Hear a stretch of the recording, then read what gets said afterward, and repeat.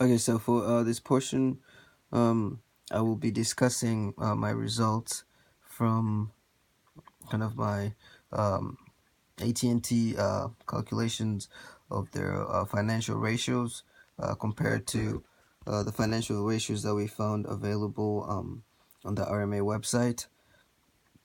So this video is a little bit quick, so I'm gonna kind of talk more of the about the highlighted uh, financial ratios as opposed to those that aren't.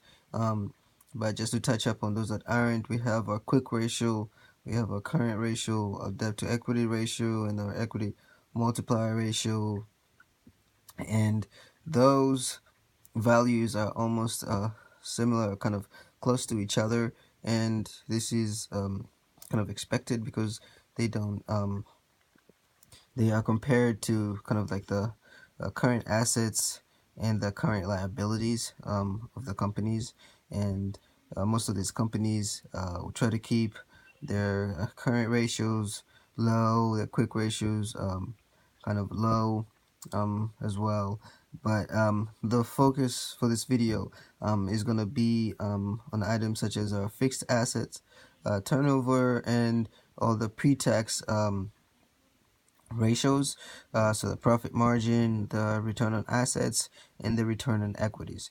Okay, so as you can see, there is quite a bit of discrepancy between these values. For example, our fixed assets right here for at&t are a lot lower than our fixed asset turnover for the other websites, for the other, the other companies.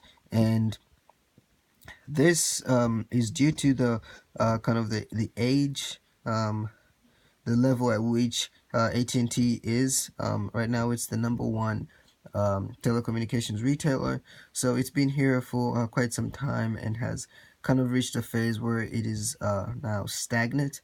With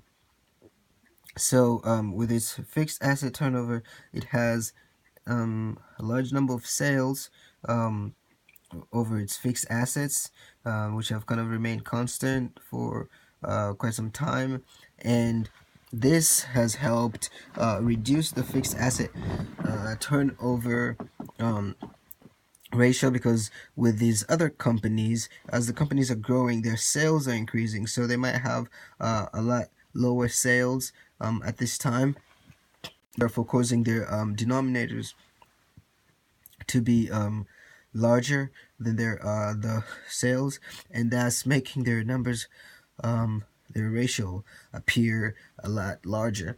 But as these companies improve and grow, their ratios will grow with them, and therefore their sales will increase, bringing down kind of this offset of the sales versus their fixed assets. And with the pre-tax, the return on assets, we have our net income compared to the total assets, and for at&t, its net income is also becoming kind of stagnant because there's not much room for improvement or growth, and therefore at&t has excuse me, these values that are stable and kind of smaller because they're net income is kind of peaking or topping out, because they can't get much larger. They don't have much room to get more profits, to earn more. So as these other companies earn more money here, their net income will get larger, and therefore their values will start to kind of reduce as well, and offset those larger numbers that we see, the discrepancies that we see between these numbers. And so one key thing to remember is that just because the at&t values are a little bit smaller does not show that the company is failing or not doing so well. It's actually just stable. It's more stagnant because it's stable. It's almost peaked to what it can do in terms of like telecommunications, in terms of earning revenue in that spot.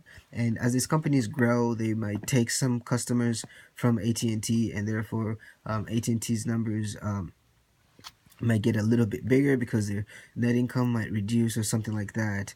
And as these companies reduce, gain more customers, their numbers might get smaller, and so they'll have more consistent flow of revenue, but their return on these revenues or these equity and their assets will be um, more stable and kind of a lower number.